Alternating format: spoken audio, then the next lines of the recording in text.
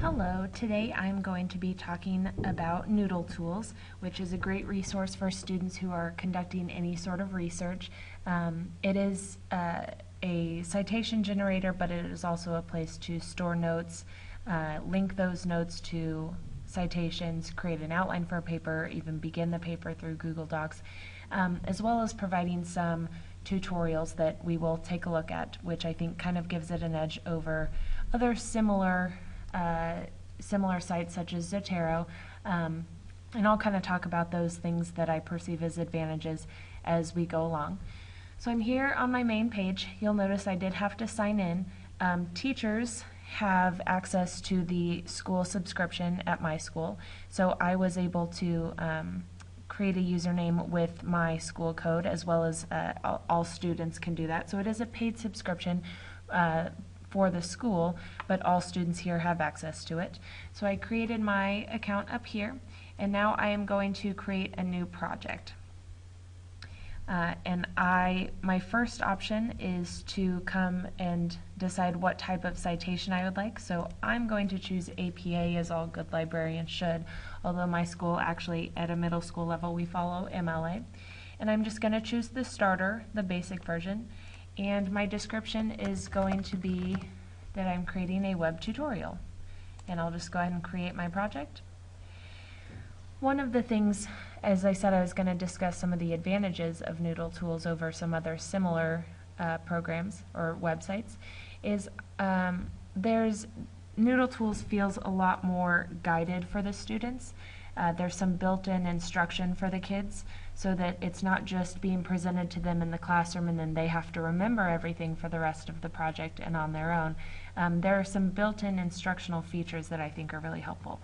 So one of those that I'm talking about would be, when I first open up my project, it guides me to come up with a research question and a thesis statement, which I think is really nice to have this at the forefront of the project. Right when you open the project, it's here, so that students know that they're constantly reminded that that's what should be guiding their research.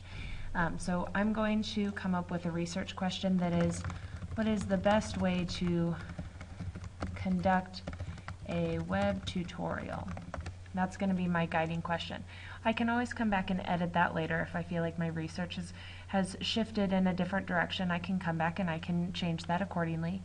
And then hopefully my research leads me to a strong thesis statement.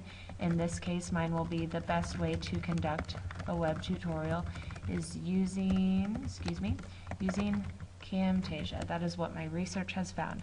However, again, if I change my mind about that, I can come back and edit that as I need to. This history is something that students will most likely overlook, but it's very nice specifically for teacher librarians, because I can go and check a 30-day log of the work done, and I can see when students have logged on, what they have done. I can look at when they edited each piece, which is really nice for the inevitable time when a student will come and say, oh my gosh, it lost all of my work and I did it all last night, I swear.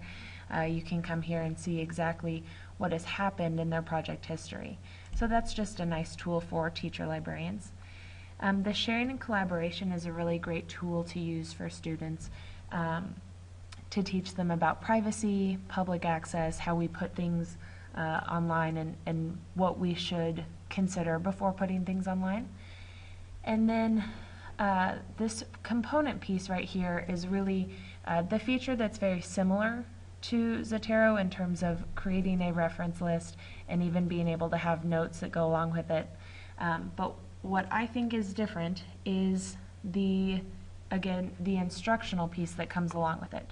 So for example, if I'm going to make a reference, so I've found some piece of research that I am going to use and I want to cite it. So I'm going to create a reference, and let's say I found a great website. I'll go to Create Citation, and from there I will be able to watch this great little tutorial on not only how to, well, first, what is a website and how to cite it, but also how to evaluate the credibility of a website. So at my own pace, if I'm a student, I can click through here. I'm finding out about websites, giving me the very basics of things. But as we go through, I will get a little more in depth in terms of like, how do I evaluate the author? That's something that isn't something we should tell students once and then just forget about. This is something that needs to be reminded, or students need to be reminded of often.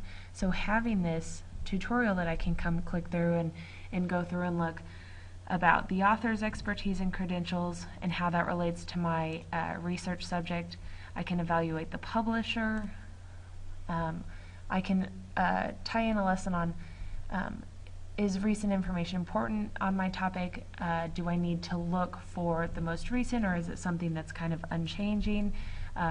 Is it relevant information? So I can click through all of these things as a student and really feel like I'm getting a better understanding, not just of blindly typing in Wikipedia and getting some quick information, but seeing is it good information. So once I do that, I've decided I understand this, I'm ready to go on. Then it takes me to the actual reference page where I will input all of the information that I have about the source that I'm using. And then here I can write an annotation, and even better, I can click on this link here and I can get a little mini lesson on what is an annotation. My teacher asked me to include annotations. What does that mean? That's great for the students who, again, need to have things repeated, that maybe the teacher or teacher librarian told them in class what an annotation was and what it should look like, but they went home to work on their project and then everything kind of went in one ear and out the other. So I can come here and see exactly what is an annotation. And it's a quick reference, but it's a very thorough reference as well. So as a student, it's really nice to have that instructional piece to go with it. So I'm going to go back and assume that I have created my citation, and then I'm going to go to my note cards. This is where I can store some information. I can create a note card with a title, which is going to be various web tutorial types. And maybe I found information that lists this type, that type, and the other type. And if I had actually created sources, they would show up here. So I could link to a source. I could link that information. So if I come back here and I realize I need to paraphrase that, it was a direct quote and I need to put it in my own words, I can go back to that source and get the information that I need. Yes, I am sure. So that's really great, linking to the sources and keeping track of all of my information. And then over here, again, we have what I perceive as one of the advantages of NoodleTools is I can use the information that I have found over to an outline. So I can, and it's a guided outline. A lot of students, particularly at the middle school age, are not necessarily fully aware of how to put together an outline. They have just how to structure it. The middle school syndrome is just put everything out there all at once, and then they think that's their brainstorming, their outline, their rough draft, and their final product all in one. Well, this guides them through and really gives them a structure for how to outline the information that they have gathered in their research. If I'll go back to my dashboard, students can create a to-do list. That could be something that teachers actually give them. It could be self-guided, but really helps them, again, kind of have everything of the project in one. And because it's a website, they can access it from any computer that they go to. It's not just, well, it's on my student folder at school, I couldn't do it at home. This is all online. If you save everything here, I can go home and access the same thing. And then the way NoodleTools creates a paper is going to be through Google Docs, which again allows them to access anything they do at school at home, which is really nice and eliminates a lot of the, well, I left it at school excuses. And then lastly, if students make their papers public, the teacher can actually go in and comment on the project. So if I, as a teacher librarian, went in and saw that they had too few sources, I could go in and leave a comment saying you need to add 2 more sources, or you need to add 5 more note cards, or your paper looks great so far, whatever it may be. Teachers and teacher librarians can make those comments down there, which is really nice.